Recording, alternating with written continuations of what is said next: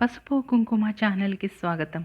ఈరోజు మీరు చూస్తున్నది మహారాజా ఆసనంపై ఆసీనుడైన చతుర్భుజ మహారాజ గణపతి. ఆ అభయహస్తము మన కోరికలు తీరుస్తాయని దీవిస్తున్నట్టు ఉంది కదా. వినాయక కథ ప్రారంభం. కైలాసంలో పార్వతీదేవి శివుని రాక గురించి విని చాలా సంతోషించి స్నానం చేయడానికై నలుగు పెట్టుకుంటూ ఆ నలుగుతో ఒక బాలుని రూపాన్ని తయారు చేసి ఆ బొమ్మకు ప్రాణం పోసి ద్వారం వద్ద కాపలాగా ఉంచి ఎవరినీ రానివ్వవద్దని ఆ బాలునికి చెప్పింది. ఆ బాలుడు అక్కడికి వచ్చిన పరమేశ్వరుని అడ్డుకున్నాడు. ఆ ధిక్కారానికి కోపం వచ్చిన పరమశివుడు బాలుని శిరస్సు ఖండించి లోపలికి వెళ్ళాడు. శిరస్సు ఖండించిన తర్వాత ఏం జరిగిందో తెలుసుకోవాలనుకుంటే మా ఛానల్ని సబ్స్క్రైబ్ చేసుకుని రేపటి వీడియోలో చూడండి.